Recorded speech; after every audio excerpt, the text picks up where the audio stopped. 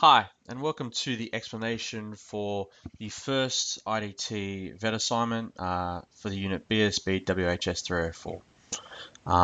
So as you can see, here's the cover page.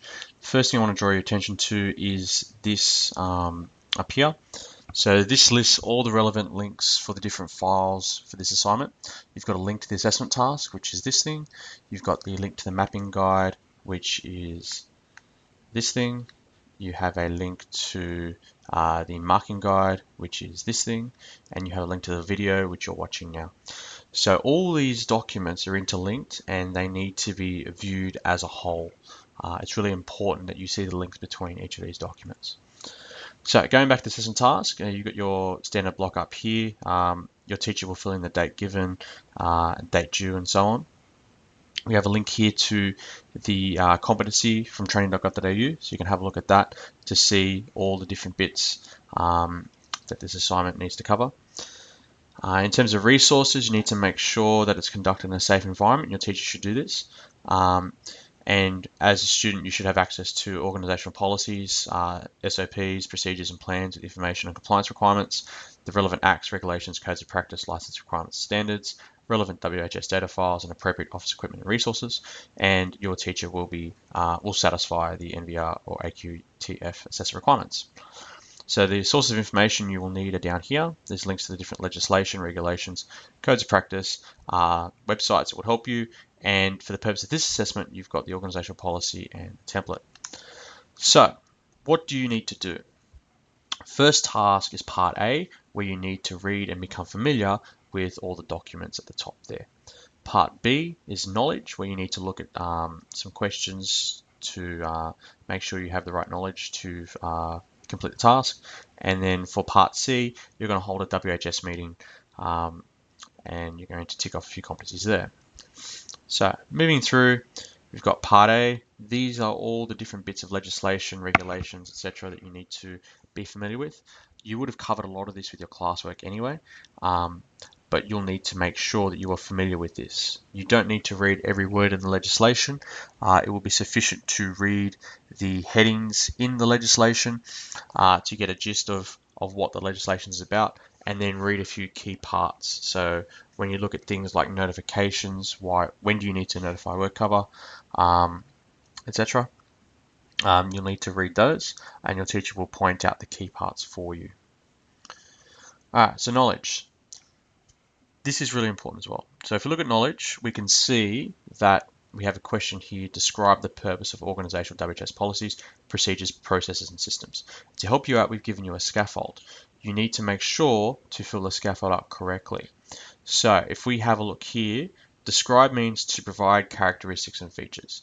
And so what we would do, firstly, we look at the issue to be described. We can look at the notes over here to help us, and this is a statement of the issue. So over here, we would need to put in the purpose of organizational WHS policies, procedures, processes, and systems as the thing we are describing, and then we can preview each characteristic or feature.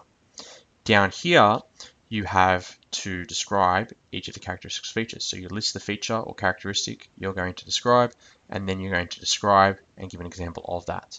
Now, each one of these that I've given you is a scaffold, so you'll need to edit it to fit the question you have been given. As this question has 4 different parts, you would be expected to make another 2 rows so that your scaffold has 4 different parts. And then you conclude down here if you need to. So it says here that you won't need to conclude if you've got enough description in your answer. Each section follows this sort of process.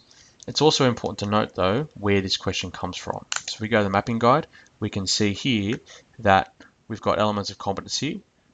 Part B, question 1, we need to identify sources of WHS information. We need to use tools and techniques to locate and obtain WHS information, and we need to communicate relevant WHS information to others using appropriate communication methods. And all of those are ticked off by this first question here. The other thing we need to do is check off our knowledge. So we can see here that this is exactly the same wording as the question, and this is done deliberately. So you will be able to answer all the knowledge evidence because you're going to write an answer for it. But this also gets you to practice HSC style questions and answer them correctly using the right writing style and so on. So moving on, We can see with knowledge, we also have to outline the key requirements of relevant Commonwealth and state or territory WHS acts, regulations, codes of practice, standards and guidance material, and other relevant publications. So again, need to state in general terms, indicate the main features for outline. And so in this one, we will state the issue and then preview each characteristic. So we have Commonwealth and state or territory WHS acts, we've got regulations, we've got codes of practice, standards and guidance material, and other relevant publications. So we're going to have 5 because we have 5 different things up there. And so we're just going to write the feature there, brief description, and example. And we can see for part 2 ticks off the same elements of competency as question 1. There's no performance evidence, and it also ticks off the knowledge evidence for part 2 here.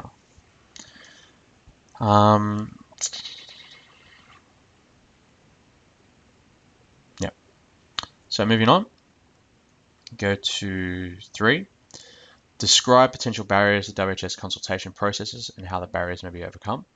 So this one doesn't indicate a number, so doesn't list the different types of things you need to talk about. So for this question, I'd say that 3 barriers would be sufficient. So up here, you would talk about the fact that there are potential barriers to WHS consultation processes, and you talk about, or you'd write each barrier that you're going to talk about. Down here, you'd list the barriers, and then here you describe them and give an example of how the barriers can be overcome. And then, as we've done with describe here, you can conclude if you need to, but you don't need to if you write a good enough description up here. From the mapping guide, we can see that question 3 hits a few different ones now. So we're looking at identifying and communicating barriers to effective WHS consultation and participation processes, and we're contributing to removing those barriers. In performance evidence, we're taking appropriate actions to remove barriers to communication and consultation processes. And well, obviously we're not actually taking the actions, but we're just talking about them. And then in question 3, we are describing potential barriers.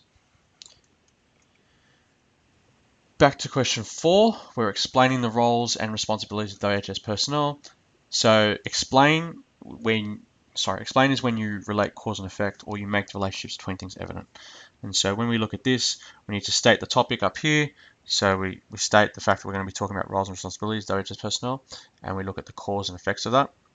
So we would write a cause and effect. So we'd look at one of the roles of WHS personnel, and the fact that each role would then have responsibilities attached to that role, and then we'd elaborate on that. And then we'd look at the effect. So you'd have to do those 2 things. And then we can look at the relationship between them and so on. Question 4 hits a different dot point as well. So we go over here, we've got identify, record, and communicate to others the duties, rights, and responsibilities of individuals and parties in the consultation process. We also hit take appropriate actions to remove barriers to communication and consultation processes, because that's part of the role of the other people.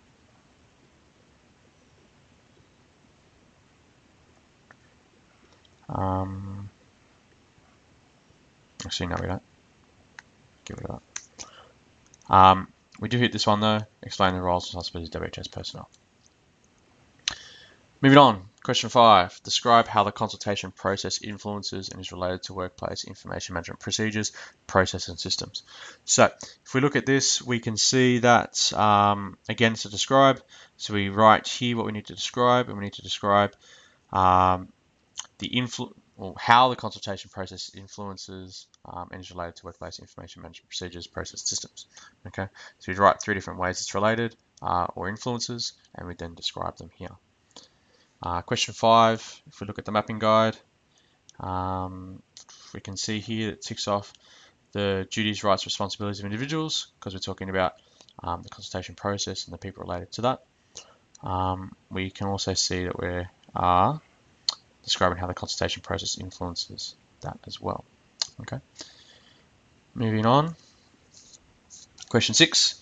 Describe methods to engage others with workplace procedures and information sourcing and sharing. So for this one, we need to provide characteristics and features. Again, describe. So here we would write the different methods we use to engage people, And here we would list those methods and then describe and give an example. Going back to the mapping guide, we can see question 6 covers the communicate relevant WHS information point, and we describe methods to engage others workplace procedures. It's pertinent to note here that we look at the marking guide as well. Okay, so we can see in the marking guide that this is what your teacher is looking for. Okay, so if this is for question 1, this is what your teacher is looking for. Okay, but they're also looking for a couple of different things as well. So for the first question, where you have to describe the purpose of organizational WHS policies, you obviously need to describe that. But then from your answer, it needs to show that you've interpreted a range of textual information to determine regulatory and procedural requirements. So from your answer, we need to work out that you've actually read the WHS documents we supplied earlier. And then we also need to know that you have recorded key information in a sequential manner using required format, correct grammar, and industry-specific vocabulary. So this is basically saying that you wrote the answer properly. It's really important to communicate properly in industry, and so testing your writing is a really important part of that. And so when you're writing your answer, you need to make sure that all your ideas are in a sequential manner, they're in a logical order. Okay, use the required format. So I've given you the scaffold, you're using that. Use correct grammar so people can understand what you're saying, and you use industry-specific vocabulary. So using specific words that are relevant in an IT context. You're not using general terms that people don't know exactly what you're talking about. And these 2 dot points are covered in every single knowledge question that we have here. All right. Moving down to part C, we have the WHS meeting. Okay, so in small groups, referring to the policy, and if we click on that, we can go to the policy, which is down here. Okay, I'll explain that in a minute. You need to conduct a WHS meeting relating to your school environment. You also need to use the agenda provided, which is here.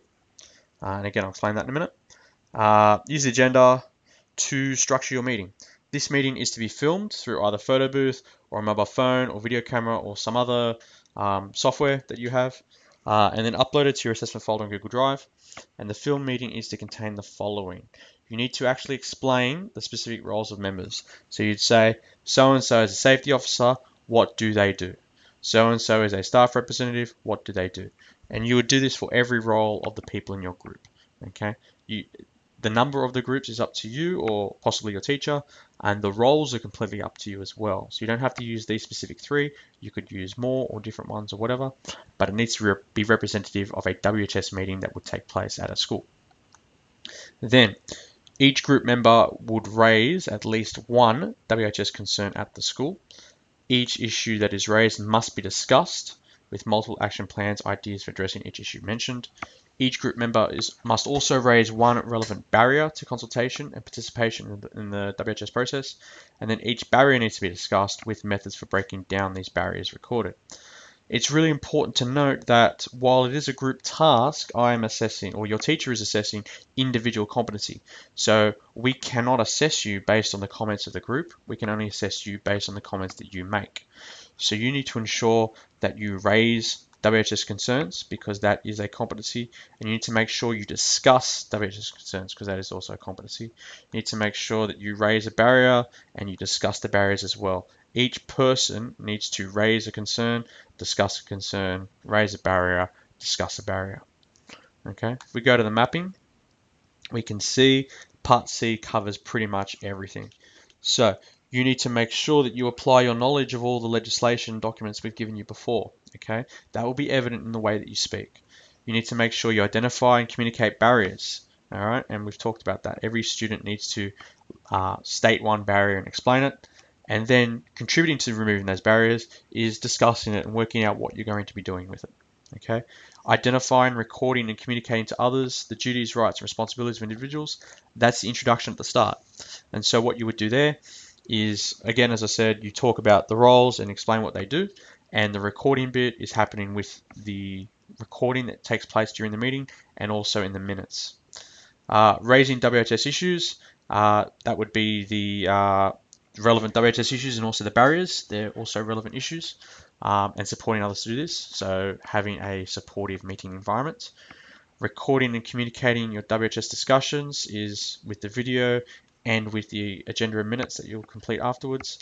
Following up the outcomes of meetings is generating the action items that you have to do at the end. Communicating the outcomes of these meetings to others is through the recording of the video and uploading to Google Drive, and also through the production of the agenda and minutes, and then emailing those out to the participants of the meeting.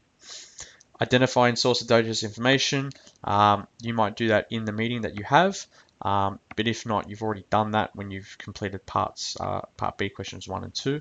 And also using tools techniques to locate and obtain WHS information and communicating relevant WHS information. These 3 are evident in the way that you answer the questions in the meeting. Okay. You need to participate in work health and safety communication and consultation processes. So that will be obvious when you are actually in the meeting, you're participating in that process. Raising issues in meetings, you'll do if you raise issues in meetings, which is up here as well. Okay, taking appropriate actions to remove barriers is contributing to removing those barriers, but also the action items that we do in the meeting.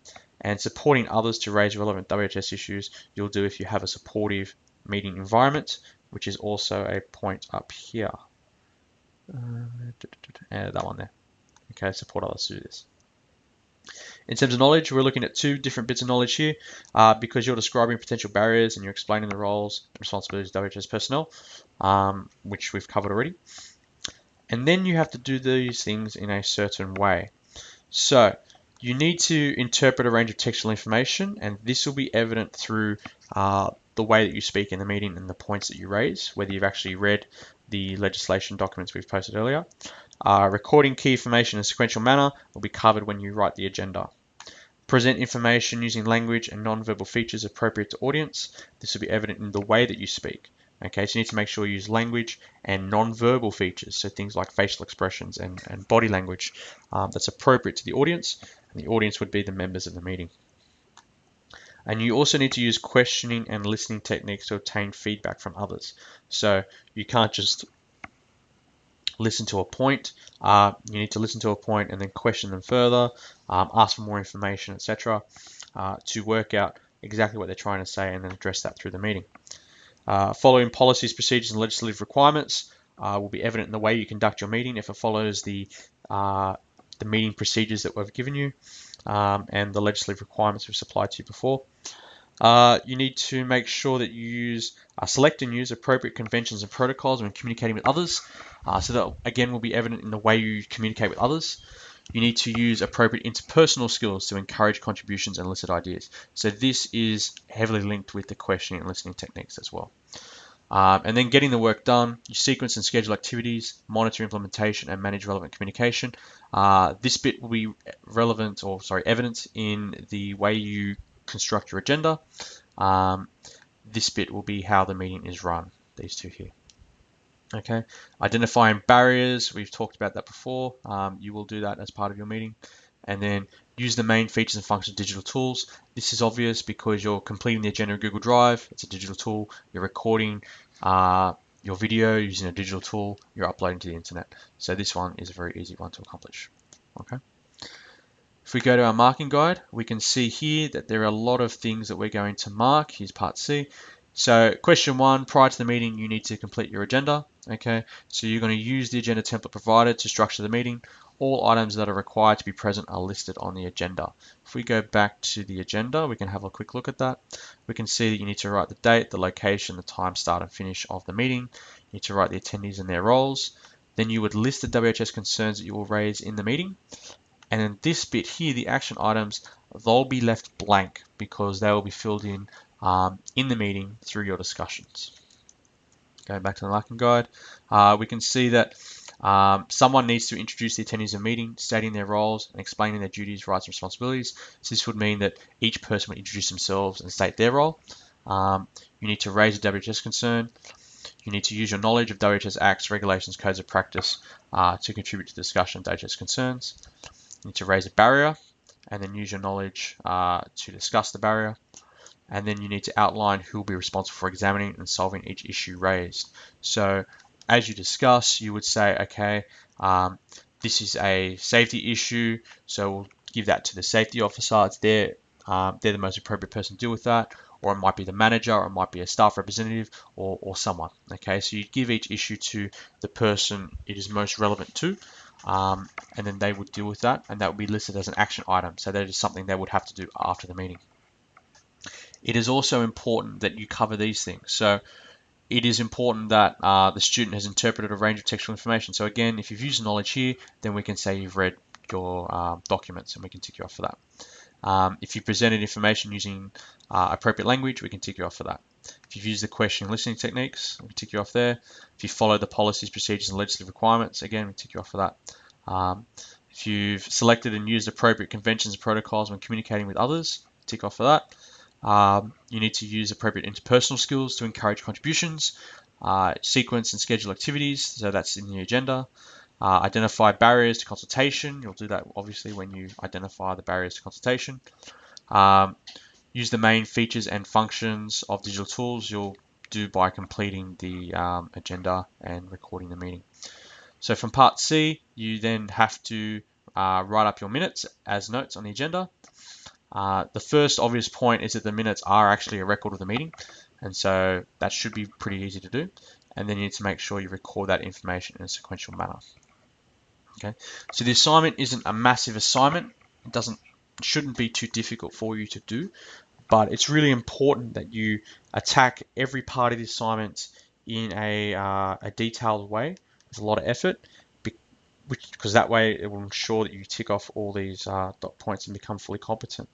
The other thing that's really important to note as well is that as you are completing the assessment, you don't just read the assessment task and complete that, but you look at this in conjunction with the marking guide, so that you're able to see everything that's expected of you, what your teacher is looking for, and that way you can give them what we're looking for. Thank you.